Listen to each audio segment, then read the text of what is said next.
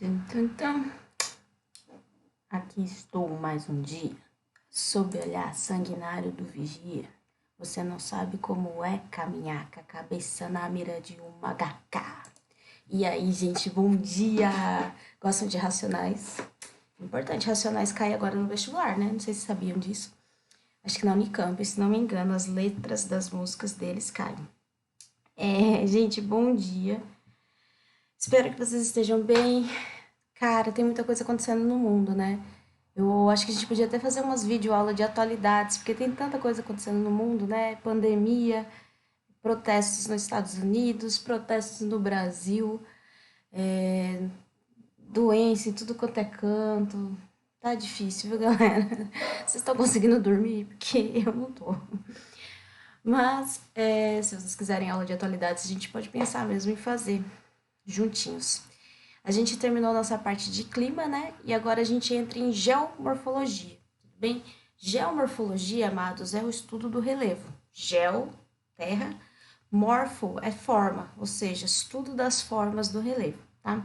Só que assim, para você construir um relevo, para você fazer o estudo dele, existem dois tipos de forças que agem sobre ele.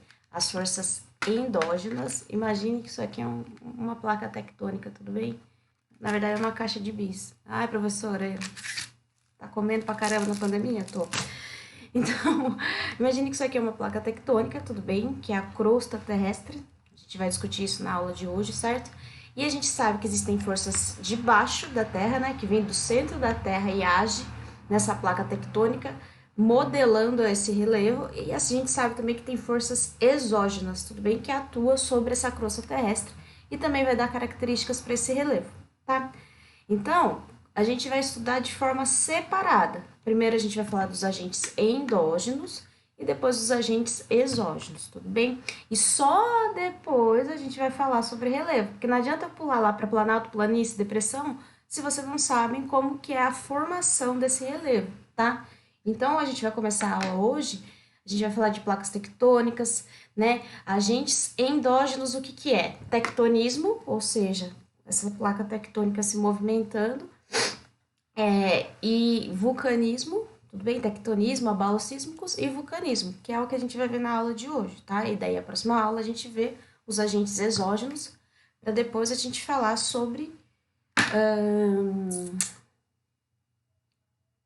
relevo, tá bom? Então, vamos lá, gente. Dá a impressão que é uma aula de dinâmica interna da Terra e é isso mesmo. O que a gente precisa saber? O nosso planeta Terra, né, ele tem todo um dinamismo, né, entre as camadas. Quando eu pergunto, né, em sala de aula o que tem no centro da Terra, vocês falam que é sempre muito quente. E vocês estão certos, né? Quanto mais no interior da Terra, vocês percebem aqui, ó, mais quente vai ficar e mais aumenta-se a pressão, tudo bem? Então, o que tem no centro da Terra? Existem camadas, tudo bem? E essas camadas, existe uma dinâmica entre elas. Conversam essas camadas, tá? E tudo o que acontece no interior da Terra vai refletir na superfície, tudo bem? Então, quais são as camadas da Terra? A crosta, e ela divide aqui, ó, de 0 a mais ou menos 70 quilômetros. O manto, que é a camada intermediária, de 70 a 2.891 quilômetros. Núcleo externo, de 2.391 a 5.150 quilômetros. E o núcleo interno, que é de 2.391 a 6.731 quilômetros, tá? Professora, eu tenho que saber isso? Não, precisa saber obrigatoriamente aqui a distância de cada um. Mas você precisa saber o que é a camada superficial, qual que é a camada intermediária e qual que é a camada aqui mais profunda, tá? Pessoal, quem foi, né, as primeiras pessoas que começaram a discutir sobre o que tinha no interior da Terra? Existem duas teorias muito importantes que vocês têm que saber, que é a teoria de Wegener, que é a teoria da deriva continental, e a teoria de tectônica de placas, tá? As duas são muito importantes, que deram aí a base do que a gente tem hoje, o que a gente sabe sobre dinâmica interna da Terra, sobre abalos sísmicos, terremotos, enfim. Tudo que a gente sabe hoje é proveniente dessas duas teorias. Então, uma não é mais importante que a outra e tem que saber as duas, tá? A primeira é a teoria da deriva continental, tá? O que é estar à deriva? É você estar ali a movimento, né? Quando a gente fala que o barco está à deriva.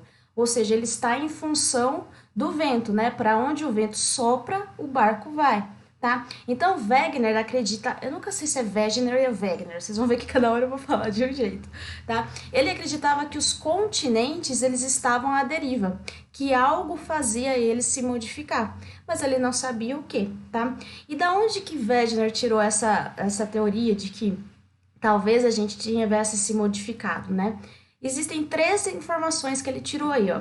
Os primeiros argumentos que Wegener tinha era que os limites dos continentes se encaixavam, principalmente a América do Sul e a África, tá? Igual vocês estão vendo aqui no gifzinho, tudo bem?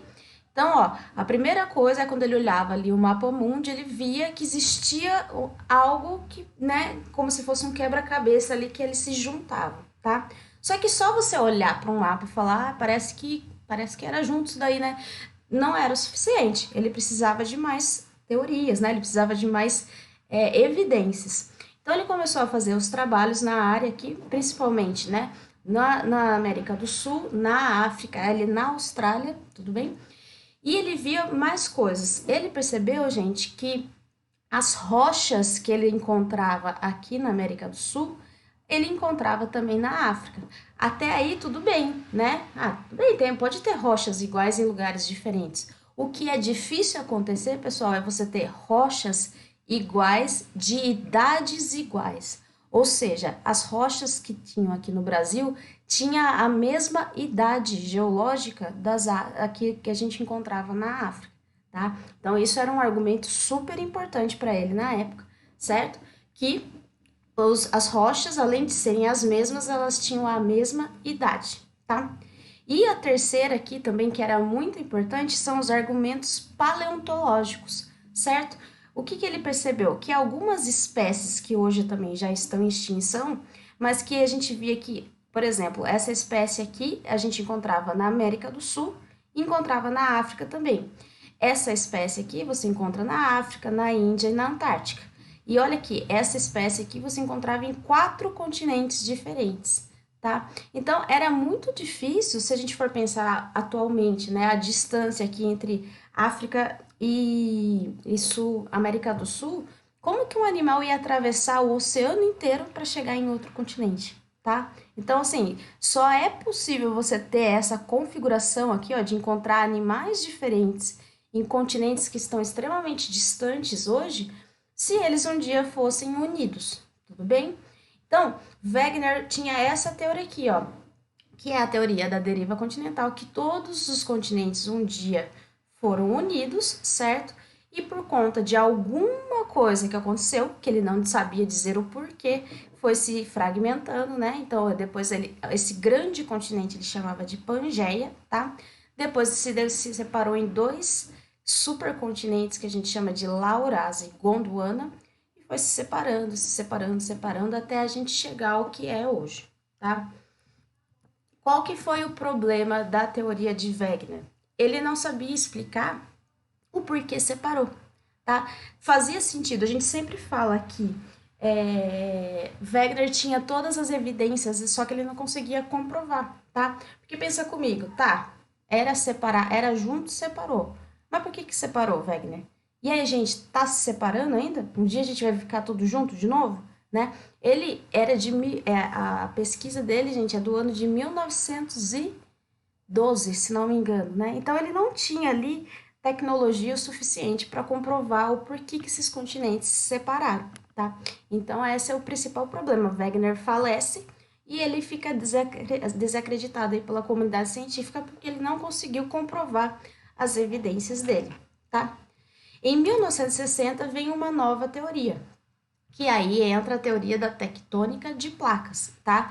Em 1960 a gente já vai ter pesquisadores ali que vai ter mais informações, que vai ter mais tecnologias, e eles vão conseguir comprovar que Wegener estava correto, tá? Então o que eles faziam? Eles tinham uma tecnologia, que é o sonar, que eles faziam um mapeamento do assoalho oceânico, tá? Porque até então as pessoas acreditavam que o fundo oceânico era plano, tá?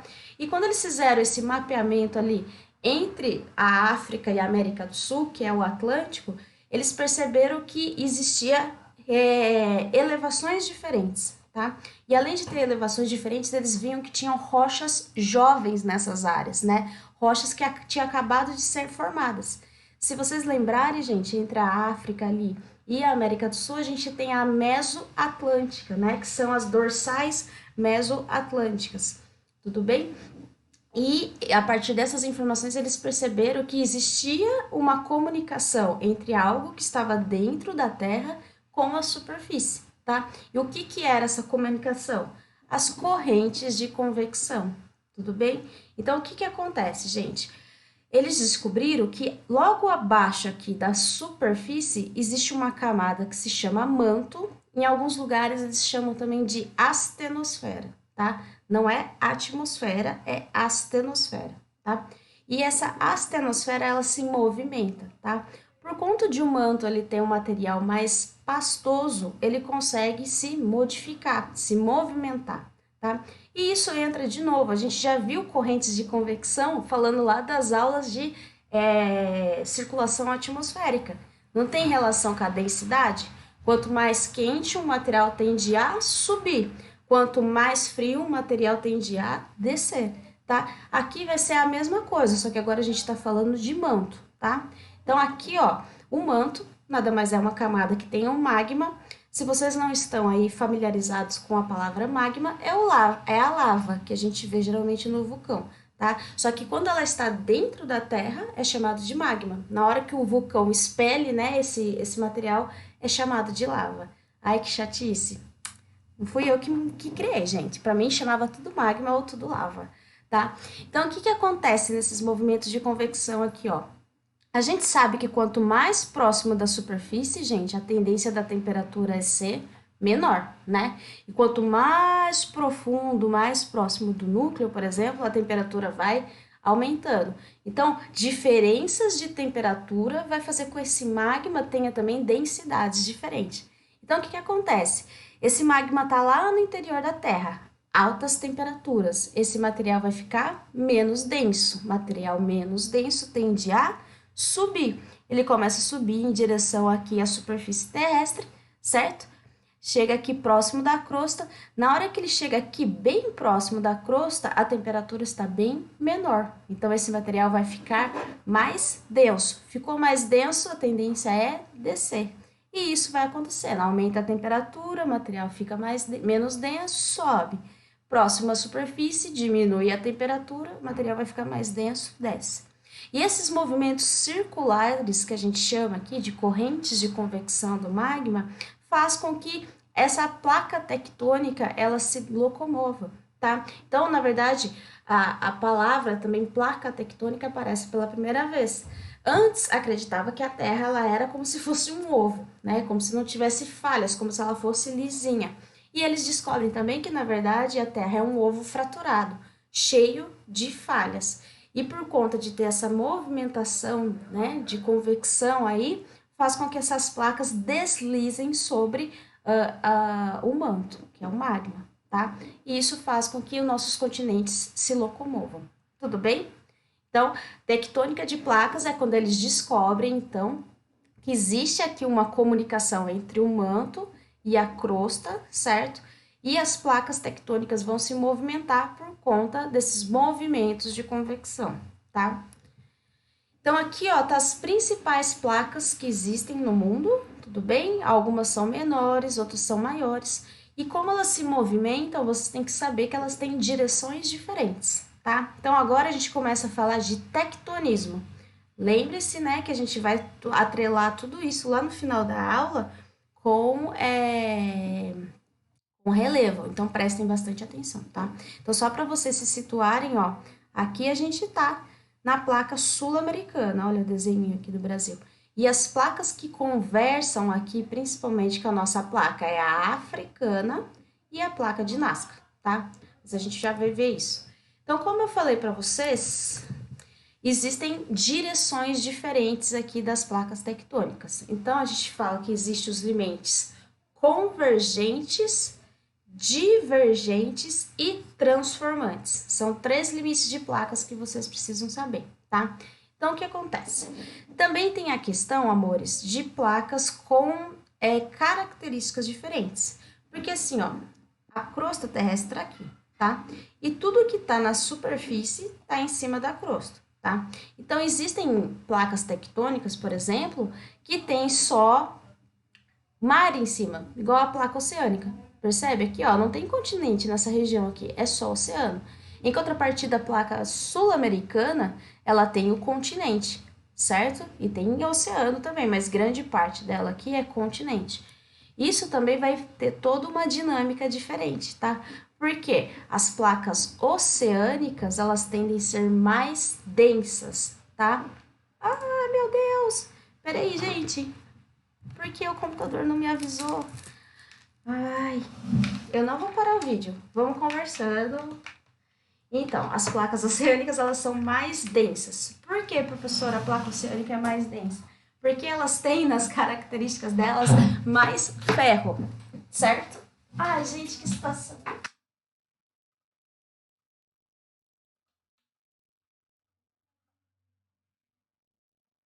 Erros de gravação. Isso tudo é para entreter vocês, eu fiz de propósito, tá? Por que você não para o vídeo, professora, e edita? Porque dá muito trabalho.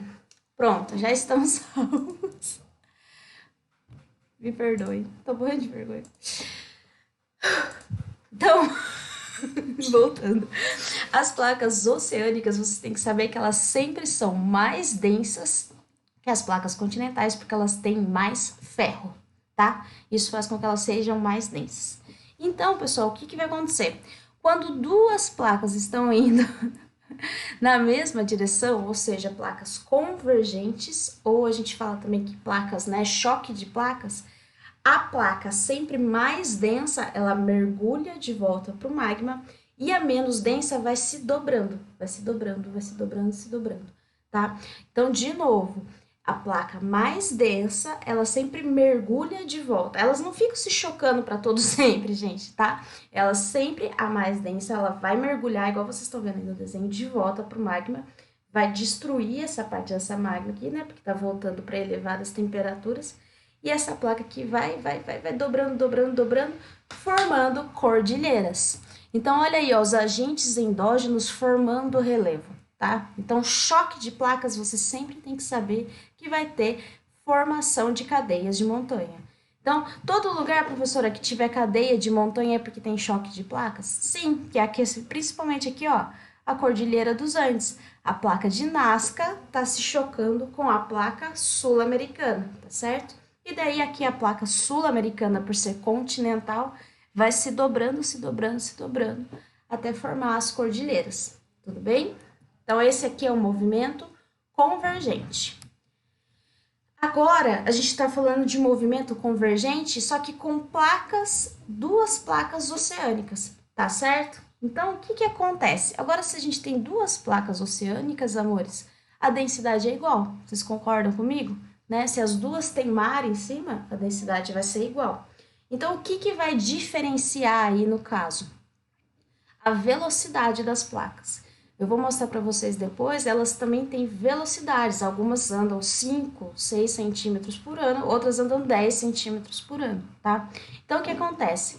Numa situação de convergência de placas, que as duas são oceânicas, a mais veloz submerge de volta para o magma e a menos veloz se dobra formando montanhas, tá? É o caso do Japão, gente. O Japão nada mais é o que aconteceu. Essa placa ela foi se dobrando, se dobrando, se dobrando, se dobrando, se dobrando, até que a pontinha da placa tectônica ou da crosta terrestre aparece ali no mar, tá? Então tudo isso aqui tá no fundo do mar, tudo bem? Só que essa placa ela foi se dobrando tanto que ela conseguiu aparecer ali na superfície fora do mar. Tá? Que é o caso do nosso Japão. O Japão nada mais é que um dobramento moderno, tá? Ou as ilhas vulcânicas, tá? Então, a pontinha do Japão, tanto que a gente fala que 70% do Japão está debaixo d'água, tá? E o restante ali é onde a população mora, tá? Então, ó, convergência de placas tectônicas aqui formando as ilhas vulcânicas aí do Japão, tá? Importante que eu esqueci de falar para vocês, sempre quando uma placa tectônica mergulha de volta para o magma e a outra só ergue, esse movimento chama subducção, tudo bem? Então, sempre aqui, ó, tá vendo esse movimento aqui? esse movimento de uma placa ir de volta para o magma e a outra subir, chama-se subducção. Anotem aí, tá? Agora, amores, a gente está falando de choque de placas, tá? E duas placas continentais, tá? Então, o que acontece? Essa placa aqui, continente A, e a placa B, eles estão se chocando, tá? Então, o que a gente fala? Quando duas placas continentais, elas se chocam, vocês têm que entender que são placas mais espessas, tá? Na crosta terrestre, quando você tem lá a crosta oceânica e a crosta continental, a continental ela varia até 70 quilômetros, tá? Enquanto que a crosta oceânica ela tem de 0 a 15 quilômetros, tá? Então ela é muito menos espessa, tá? Então vocês têm que entender quando o choque de duas placas tectônicas continentais é ali duas placas muito espessas que estão ali se chocando, tá? Então quando ocorre o choque de duas placas continental, a gente fala que ocorre a obstrução, tá? Ou seja, uma placa entra praticamente na outra, porque tamanha é a força de uma placa continental, tá? E daí uma acaba entrando aqui na outra e formando cadeias de montanhas maiores, que é o Himalaia, por exemplo, tá? Bom, agora a gente já falou os três tipos aqui, ó, continental com continental, oceânica com oceânica, oceânica continental, tá? Agora vocês já sabem convergência de placas. Agora a gente está falando de duas placas se separando, tá? Então, gente, o que acontece? Quando você tem duas placas se separando, você concorda comigo que essa falha aqui, ela fica mais suscetível a ocorrer o extravasamento de lava, tá? Porque elas estão indo para direções diferentes, certo? Então, por conta delas irem em direções diferentes, abre aqui uma falha para que tenha extravasamento de lava. Só que pensem comigo, essa lava aqui, esse magma, né? Ele está extremamente superaquecido, certo? Quando ele chega na superfície, acontece a solidificação desse magma, formação de rocha, tá? Porque ele vai entrar em contato com a superfície. Aqui na superfície a gente tem muita temperatura mais baixa do que no interior da Terra, ela rapidamente se solidifica. Só que o que acontece? Esse extravasamento da lava vai acontecendo várias vezes, e tem a formação aqui das dorsais meso-oceânicas, no caso aqui é a mesoatlântica, que está entre ali o Brasil e a... Não, aqui não é não.